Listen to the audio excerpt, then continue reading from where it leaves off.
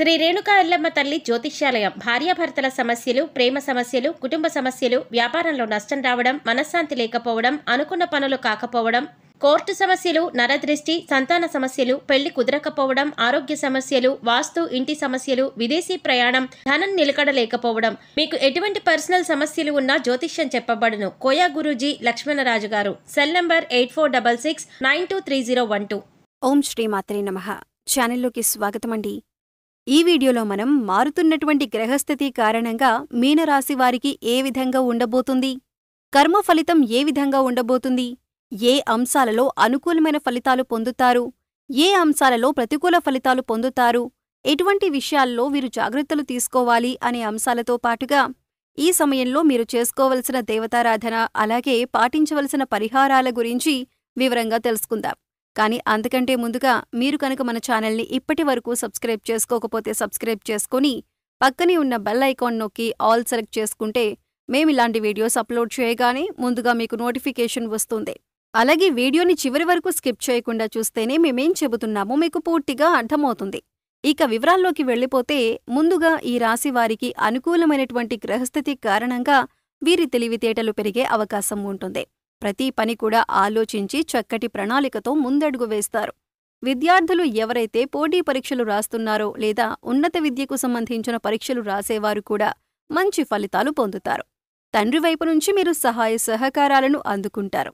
అలాగే మీ జీవితానికి సంబంధించి ఏదైనా ముఖ్యమైన విషయానికి సంబంధించి మీ తండ్రి గారి యొక్క సలహా తీసుకోవటం వల్ల జీవితంలో ఉన్నతిని పొందుతారు.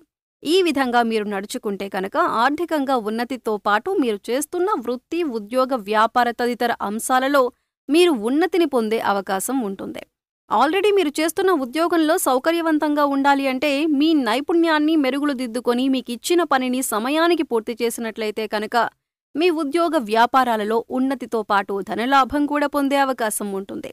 ఈ సమయంలో మీ బంధుమిత్రుల యొక్క సహాయ సహకారాలు మీరు పూర్తి స్థాయిలో అందుకుంటారు. అయితే ముఖ్యంగా ఈ రాశివారు ఇతరుల విషయాల్లో జోక్యం చేసుకోకూడదు. మీకు సంబంధం లేని విషయాలలో జోక్యం చేసుకోవటం వల్ల మీకు చెడు ఎదురయ్యే అవకాశం ఎక్కువగా ఉంటుంది.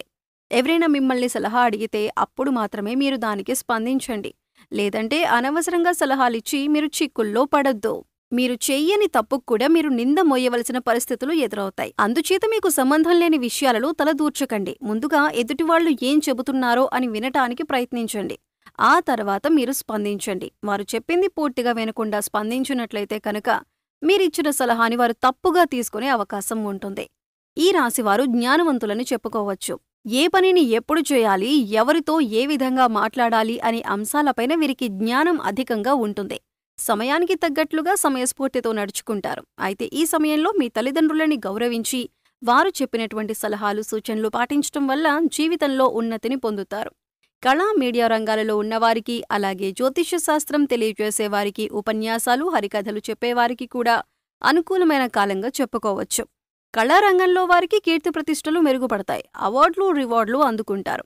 ముఖ్యంగా ఈ రాశి వారికి ప్రభుత్వ ఉద్యోగానికి సంబంధించిన అంశాలలో అనుకూలంగా ఉంది. ప్రభుత్వానికి సంబంధించిన ఏదైనా పని గతంలో మీకు ఆగిపోయి ఉంటే అది ఈ సమయంలో పూర్తవుతుంది.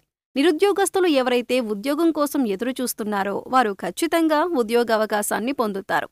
స్వల్పతన లాభం కలిగే సూచనలు కూడా కనిపిస్తున్నాయి. అవివాహితులకు వివాహయోగం సూచిస్తుంది. అలాగే ప్రేమికులకు ఇరు వర్గాల వైపు నుండి కూడా అంగీకారం వచ్చే సమయంగా చెప్పుకోవచ్చు. మీ ఇంట్లో వాళ్ళు ఒప్పుకోవటం వల్ల మీ ప్రేమ సఫలీకృతమవుతుంది. ప్రేమించిన వారిని వివాహం చేసుకునే అవకాశాలు ఎక్కువగా కనిపిస్తున్నాయి. అలాగే ప్రయాణాలు చేసేవారు, ముఖ్యంగా దూర ప్రయాణాలు చేసేవారు ఆనందంగా, ఉత్సాహంగా ప్రయాణాలు చేస్తారు. అలాగే దూర ప్రాంతాలలో ఉద్యోగం పొందే అవకాశం కూడా ఉంటుంది. కొంతవరకు స్థానచలనం పొందే అవకాశం ఉంటుంది. గతంలో మీకు చిన్న చిన్న అనారోగ్య సమస్యలు ఏమైనా ఉంటే అవన్నీ కూడా పూర్తిగా తొలగిపోతాయి. సంతానం కోసం ఎదురు చూసేవారు, గర్భిణీ స్త్రీలు సుబ్రహ్మణ్యేశ్వర స్వామివారి ఆరాధన చేసుకుంటే ఉత్తమం. అయితే ధనానికి సంబంధించిన విషయాల్లో మాత్రం రాబోయే రోజుల కోసం మీరు నిల్వధనాన్ని ఏర్పాటు చేసుకోవాలి. అంటే ధనం ఉన్నప్పుడు విచ్చలవిడిగా ఖర్చు చేసి లేనప్పుడు బాధపడటం కాకుండా మీకు ధనం ఉన్నప్పుడే మీరు కొద్దిగా జాగ్రత్త చేసుకున్నట్లయితే ఫ్యూచర్లో మీరు ఇబ్బంది పడకుండా ఉంటారు. అలాగే ఉద్యోగానికి సంబంధించిన ఇబ్బందులు వచ్చినప్పుడు మీ పై అధికారులతో కొద్దిగా నెమ్మదిగా సంయమనంతో మాట్లాడండి. మీ సహోద్యోగులతో స్నేహపూర్వకంగా మెలగటం వల్ల వారి నుంచి మీకు సపోర్ట్ లభిస్తుంది. ఈ విధంగా మీరు నడుచుకుంటే కనుక ఆర్థికంగా ఉన్నతితో పాటు మీరు చేస్తున్న వృత్తి, ఉద్యోగ, వ్యాపార తదితర అంశాలలో మీరు ఉన్నతిని పొందే అవకాశం ఉంటుంది. ఆల్రెడీ మీరు చేస్తున్న ఉద్యోగంలో సౌకర్యవంతంగా ఉండాలి అంటే మీ నైపుణ్యాన్ని మెరుగులు దిద్దుకొని మీకిచ్చిన పనిని సమయానికి పూర్తి చేసినట్లయితే కనుక మీ ఉద్యోగ వ్యాపారాలలో ఉన్నతితో పాటు ధనలాభం కూడా పొందే అవకాశం ఉంటుంది. అలాగే మీ వంతు సహాయ సహకారాలని అందిస్తారు. అది ఆర్థికంగా కానీ లేదా పేదవారికి లేని వస్తువులు పంచిపెట్టడం కానీ ఇటువంటి సహాయ సహకార కార్యక్రమాల్లో పాల్గొంటారు. ఎవరైతే లోన్ కోసం కానీ అప్పు కోసం కానీ ప్రయత్నిస్తున్నారో వారికి ఈ సమయంలో లోన్ లభించే అవకాశం ఉంటుంది. గృహ నిర్మాణం చేయాలి అనుకునేవారు పెద్దవాళ్ల సహాయ సహకారాలు తీసుకోండి. ఈ సమయంలో మీరు చేయాలి అనుకున్న ఏ ముఖ్యమైన పనికి సంబంధించిన నిర్ణయమైనా ఆచితూచి తీసుకోండి.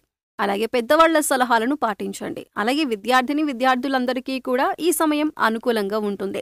ఏదైనా కొత్తగా వ్యాపారం మొదలు పెట్టాలన్నా లేదా పెద్ద మొత్తంలో ఇన్వెస్ట్ చేయాలన్నా కూడా అనుకూలమైన సమయం. అనుభవజ్ఞుల జ్ఞానం సలహాలు తీసుకుంటూ ఇంట్లో పెద్దవాళ్లు చెప్పిన మాటలు పాటిస్తూ అనుగుణంగా చేసినట్లయితే మీరు పెట్టిన పెట్టుబడి ఏదైనా కూడా రెట్టింపయ్యే అవకాశం అయితే ఉంటుంది. ప్రతి ఒక్కరికి కూడా మీరు చేసుకున్న కర్మను ఆధారంగా చేసుకుని గ్రహాల యొక్క స్థితిగతుల ప్రభావం అనేది ఉంటుంది. అయితే ఈ రాశివారు పూర్వజన్మ కర్మలను తొలగించుకోవాలంటే గంధంతో భగవంతుణ్ణి పూజించాలి అని శాస్త్రాల్లో చెప్పబడి ఉంది. ఇలా చేయటం వల్ల పుణ్యం పెరుగుతుంది. ఒక విధంగా చెప్పాలి అంటే గంధంతో భగవంతుణ్ణి పూజించటం వల్ల జ్ఞానం కూడా పెరుగుతుంది.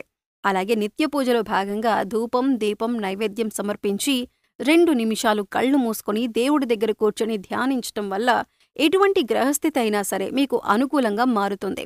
అలాగే మీ దగ్గరలో ఉన్న అమ్మవారి ఆలయం కానీ నరసింహస్వామి ఆలయాన్ని దర్శించుకోవటానికి ప్రయత్నించండి. ఇలా చేయటం వల్ల పాపకర్మలు తొలగిపోతాయి. అలాగే ఈ రాశివారు ఓం నమో భగవతే రుద్రాయ అనే మంత్రాన్ని స్మరించండి. ఈ రాశివారు పళ్ళు దానం చేయటం వల్ల ఉద్యోగంలో ఎటువంటి ఇబ్బందులు ఉన్నా తొలగిపోతాయి. గురుబలం కోసం గురుగ్రహం యొక్క స్తోత్రాన్ని ఎక్కువగా చదువుకోండి. అలాగే నవగ్రహ స్తోత్రాలను ప్రతినిత్యం 11 సార్లు చదువుకోవటం వల్ల గ్రహదోషాలు తొలగిపోయి అనుకూలమైన ఫలితాలను పొందుతారు. అలాగే రావి చెట్టుకు కూడా మన పురాణాల్లో ప్రత్యేకమైన స్థానం ఉంది. రావి చెట్టును బ్రహ్మ, విష్ణు, మహేశ్వర స్వరూపంగా చెబుతారు. అందుచేత రావి చెట్టు చుట్టూ 11 ప్రదక్షిణలు చేసి దీపం వెలిగించినట్లయితే కర్మ తొలగిపోతుంది. గోశాలలో ఆవుకి గడ్డి తినిపించటం, దేవాలయంలో మీ వంతుగా మీరు చేయగలిగిన సేవ చేయటం, ఎండగా ఉన్న సమయంలో దాహంతో ఉన్నవారికి చల్లని మంచినీరును అందించటం, ఇటువంటివి చేయటం వల్ల కర్మను తొలగించుకోవచ్చు. అలాగే మూగజీవాలకు, పశుపక్షాదులకు తాగటానికి నీరు, తినటానికి ఆహారాన్ని ఏర్పాటు చేసినట్లయితే గత జన్మలో చేసిన పాపకర్మల యొక్క దుష్ఫలితం తొలగిపోతుంది. ఇక ఇటువంటి దేవతారాధన పరిహారం చేసుకోవటం వల్ల 100% అనుకూలమైనటువంటి ఫలితాలను పొందుతారు. పాపకర్మల యొక్క దుష్ఫలితాలు తొలగిపోతాయి. సో చూశారు కదండి, గ్రహస్థితిని అనుసరించి మీనరాశివారికి కర్మఫలితం ఏ విధంగా ఉండబోతుంది, కర్మఫలితాన్ని తొలగించుకోవటానికి మీరు ఎటువంటి దేవత ఆరాధన పరిహారాలు చేసుకోవాలి, ఏ అంశాలలో జాగ్రత్తగా ఉండాలి అనే అంశాలన్నీ కూడా ఈ వీడియోలో మనం వివరంగా తెలుసుకున్నాం కదా. ఈ వీడియో మీకు నచ్చినట్లయితే లైక్ చేయండి. మీ ఫ్రెండ్స్ అండ్ ఫ్యామిలీ మెంబర్స్లో ఎవరైనా మీనరాశివారు ఉంటే వారితో ఈ వీడియోని షేర్ చేసుకోండి. అలాగే ఇప్పటివరకు మన ఛానల్ని సబ్స్క్రైబ్ చేసుకోకపోతే సబ్స్క్రైబ్ చేసుకొని పక్కనే ఉన్న బెల్ ఐకాన్ నొక్కి ఆల్ సెలెక్ట్ చేసుకుంటే మేమిలాంటి వీడియోస్ అప్లోడ్ చేయగానే ముందుగా మీకు నోటిఫికేషన్ వస్తుంది. మరో చక్కటి వీడియోతో మళ్ళీ కలుద్దామండి. ఓం శ్రీ మాత్రే నమః.